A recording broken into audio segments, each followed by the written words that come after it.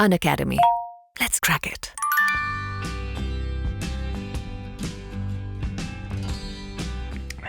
महाभारत का युद्ध होने वाला था। दुर्योधन और अर्जुन दोनों दुविधा में थे। शकुनी ने दुर्योधन को बोला कि जाकर कृष्ण से सहायता मांगो। दुर्योधन ने सोचा कि भैया जाना चाहिए। अर्जुन को ने सोचा कि जाना चाहिए कृष्ण के पास। दुर्योधन सबसे पहले पहुंच गए। कृष्ण जी सो रहे थे अपने शयन कक्ष में।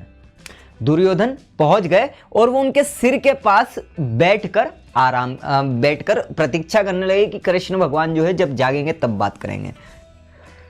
इधर अर्जुन पहुंच गए और अर्जुन जो है ना वो भी वेट करने लगे, लेकिन वो उनके पैर के पास खड़े होकर इस तरीके से उनका उठने का इंतजार करने लग गए। कृष्ण भगवान जब उठे तब उनकी नजर सीधे उन पर गई जो उनके सामने खड़े थे, मतलब अर्जुन पर।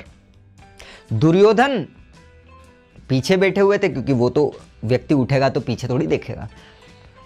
तो भगवान कृष्ण ने बोला कि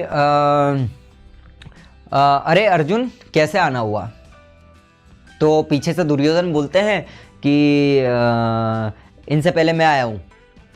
एक मिनट यार रुक जाओ यार, साइलेंट करना है। हाँ, इनसे पहले मैं आया हूँ। अच्छा, तो कृष्ण जी बोलते अच्छा आप भी आए हो। तो बोलते बताइए कैसे आना हुआ। तो दुर्योधन बोलते हैं कि पहले मैं आया हूँ तो पहले बात भी मैं करूँगा। तो कृष्ण जी बोलते हैं नहीं, मैंने पहले अर्जुन को देखा है तो मैं पहले अर्जुन से बात करूँगा। अब बात ये होती है कि युद्ध में कौन का साथ देंगे कृष्ण भगवान, ये ज़रूरी बात होती है। तो कृष्ण भगवान जो है बोलते कि पहली बात तो ये कि अर्जुन पहले आए हैं तो मौका भी सबसे पहले इन्हीं को मिलेगा। फिर एक और सबसे महत्वपूर्ण बात होती है कि चलो पहले आए हैं वो भी बात छोड़ो। दुर्योधन बोलते कि नहीं, पहले मैं आया हूं तो मौका भी मुझे पहले मिलना चाहिए। तो कृष्ण जी फिर एक और बात बोलते हैं कि नहीं, पहले मौका तो अर्जुन को ही मिलेगा क्योंकि ये आपसे अनुज है, आपसे छोटा है। तो अर्जुन से कृष्ण जी अर्जुन से बोलते हैं कि आपको क्या चाहिए। एक तरफ मेरी नारायणी सेना होगी और एक तरफ मैं अकेला हूँगा, बिना हथियार के हूँगा और युद्ध भूमि में कोई हथियार नहीं उठाऊंगा। आपको क्या चाहिए। तो अर्जुन बोलते हैं कि मुझे सिर्फ और सिर्फ आप चाहिए। उधर दुर्योधन खुश हो जाता है। दुर्योधन सोचता है कितना मूर्ख इंसान है, कितना मूर्ख इंसान है।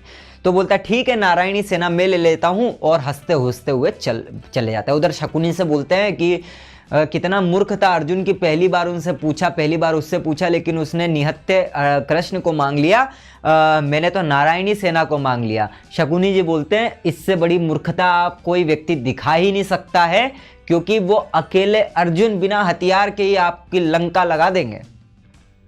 इधर कृष्ण भगवान अर्जुन से पूछते हैं कि एक तरफ मेरी नारायणी सेना थी और एक तरफ मैं निहत्था रहूंगा, आपने मुझे क्यों चुना। तो अर्जुन एक बहुत प्यारी बात बोलते हैं कि एक युद्ध में योद्धा से ज्यादा मुझे सारथी की जरूरत है, क्योंकि मैं एक ऐसे सारथी को चाहता हूं जिस पर मैं अपना पूर्ण भरोसा दिखा सकूं और जिसको मैं अपनी सारी चिंताएं देकर मुक्त हो जाऊं, जो मुझे रास्ते से भटकने नहीं देगा।